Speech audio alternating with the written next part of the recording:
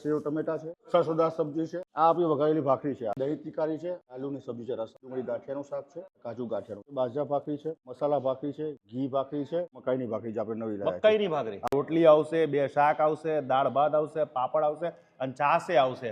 4 જાતની મારી પાસે ભાખરી છે. એટલે ભાખરી જોઈને ખબર પડી ગઈ છે કે હું આવી ગયો છું ભાખરીવાલામાં. ભાખરીની વેરાયટી બહુ ઓછી જગ્યાએ મળતી હોય તો એકાદી હોય કે 2 હોય. આ તો 4 ટાઈપની ભાખરી. હજુ તો આનાથી ઉપર પણ ચાલુ જશે ને કે કેટલા જાતની ભાખરી આપણી પાસે? ના, હવે આપણે જુવાની ભાખરી સ્ટાર્ટ કરવાના છીએ થોડાક ટાઈમમાં. એક્સપેરિમેન્ટ કરીને પછી જુવાની ભાખરી સ્ટાર્ટ કરશું. આ ભાઈને તમે ઓળખતા છો, જેટલા લોકો સોશિયલ મીડિયા વાપરે ને, ગોતાની અંદર ભાખરીવાલા બૂમ પડાવી હતી અને વેટિંગ હતું કાયદેસર. લોકો તમારું ખાવા દૂર દૂરથી આવતા હતા અને તમે 50 રૂપિયાની સબ્જી લઈને આવ્યા હતા. સાચી વાત છે ને? હા, સાચી વાત છે. અહીંયા લઈને આવવાના આપણી પાસે અહીંયા 50-60 રૂપિયા બધી સબ્જી છે જ આપણી પાસે. આવી હોટલમાં તમે આ 50 રૂપિયામાં ખવડાવો? હા છે. પાકું? હા, પાકું. દેશી વિદેશી બધું જ મળી જશે. તો હવે આખો વિડીયો તમને બતાવું કે ક્યાં આવ્યો છું, એડ્રેસ લોકેશન બતાવી દઈશ. પણ ભાખરીવાલામાં ભાખરી ના ખાધી તો તમે શું ખાધી? અમદાવાદ તો ભાઈ ખાવાનું શોખીન છે ને, એમાંય નવું મળે એટલે પહોંચી જવાનું. ઓઢવમાં કહેતા હતા કે ભાઈ ગોતાવાળા બધું સારું ખવડાવે છે, બતાવે છે, પણ હવે ઓઢવવાળાની ચિંતા નહીં કરવાની ભાઈ. ઓઢવ, વસ્ત્રાલ, વિરાટનગર હોય, પછી છે કે અહીંયા નિકોલ છે, બધાને ચિંતા કરવાની જરૂર નહીં, ગોતાવાની કોઈ જરૂર નહીં. તમારા જ એરિયામાં આવી ગયા છે તો ભાઈ સાચી વાત છે ને. ભાખરીવાલા હવે આપણા હા બસ નિકોલ બરોબર. હવે આ બોર્ડ અત્યારે જે સ્પેશિયલ, અને એમને એક કહું ને કે ભાઈએ પોતાના એક સારા એવા પગારની નોકરી છોડીને કે હવે બધાને ખવડાવવું જ છે, એક સમર્પિત થઈ ગયા. 50 રૂપિયામાં દહીં તીખારી, 60 રૂપિયામાં બટાકાનું શાક, સેવ ટમેટા, લીલી ડુંગળીનું શાક, ગાંઠિયા લીલી ડુંગળી, જોરદાર. બાકી મજા આવશે.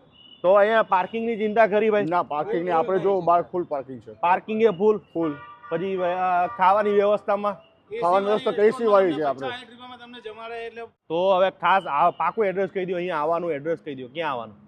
ઓઢવ રિંગ રોડ કહેવાય, એસપી રિંગ રોડ કહેવાય. તમે આ છે ને ગિરિવર ગ્લેન્સ કોમ્પ્લેક્સ છે, એની બાજુમાં ભારત પેટ્રોલ પંપ છે, અને બાજુમાં પામ હોટલ છે, એક્ઝેક્ટ ત્યાં જ છે ભાખરીવાલા. ત્યાં મળી જશે ને? અરે દોડતા આવી જવાનું બધા લોકો આવ્યા તો અહીંયા. તો હવે જાય આપણે અંદર, દોડતા જઈએ ને મસ્ત તમને ખવડાવવા છે. અરે ઠંડીની સિઝનમાં મજા આવશે તમને ખાવાની. આ થાળીની કિંમત છે 110 રૂપિયા. 10 રૂપિયામાં, જેમાં રોટલી આવશે, 2 શાક આવશે, દાળ ભાત આવશે, પાપડ આવશે અને છાશે આવશે. આપણે બીજી બધી સબ્જી તમને હું ટ્રાય કરાવું. આ કઈ સબ્જી છે એ કયો?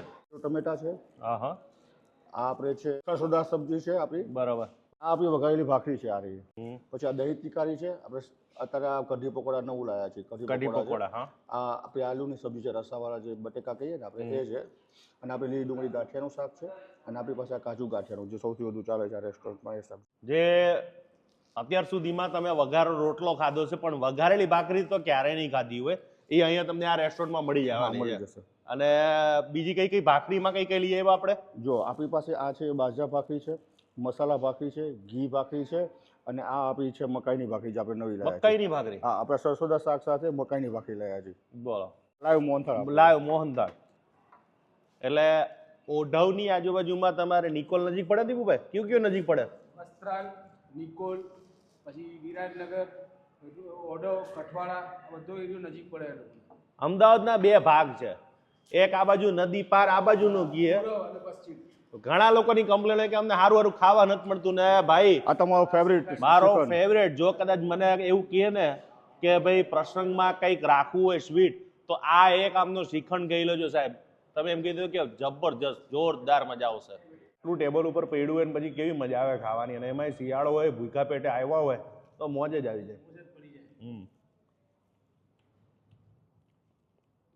ભાખરીવાલામાં જો તમે કદાચ આ બાજુ નિકોલ બાજુ કે બાજુ બધા રહેતા હોય ને, તો તમને એક એવી રેસ્ટોરન્ટ કે હજુ હમણાં જ ચાલુ થઈ છે, પણ ટેસ્ટ એમનો છે ને ગોતામાં બૂમ પડાવે છે.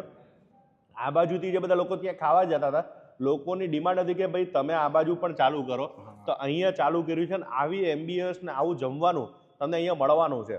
અહીંયા તમારે શું મંગાવવું જોઈએ? અહીંયા દહીં તીખારી છે, એ લોકોના બટાકા છે, જે આપણા રસીલા બટાકા છે, અને સ્પેશિયલ વઘારેલી ભાખરી, અને હમણાં એક નવી વસ્તુ લઈને આવ્યા છે કે જે સરસોનું શાક, પછી કઢી પકોડા, અને એમની સ્વીટ તમે કદાચ એમ કહીશ કે શ્રીખંડ, જો તમે આ શ્રીખંડના લવર હોય, જો શ્રીખંડ ખાધો હોય તો તમને ખરેખર શિયાળામાં પણ શ્રીખંડ ખાવાની ઈચ્છા થઈ જશે ને મજા આવી જશે.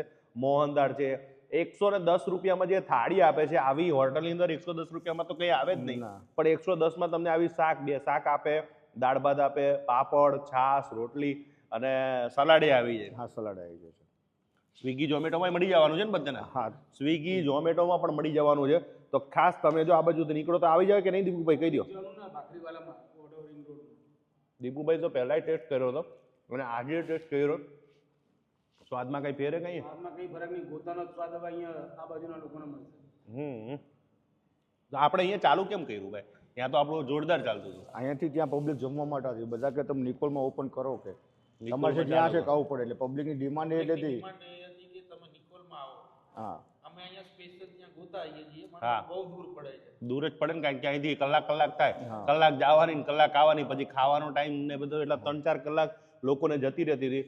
અહીંયા આવશો એટલે તમારે વિશાળ પાર્કિંગ, કદાચ 200 ગાડી લઈને આવ્યા હશે ને બધા અહીંયા, તોય તમારું વિશાળ પાર્કિંગ છે અને સારી એવી એમ્બિયન્સ. આવા ભાવમાં તમને એ પણ નહીં મળવાનું તમને. ના ના મળે.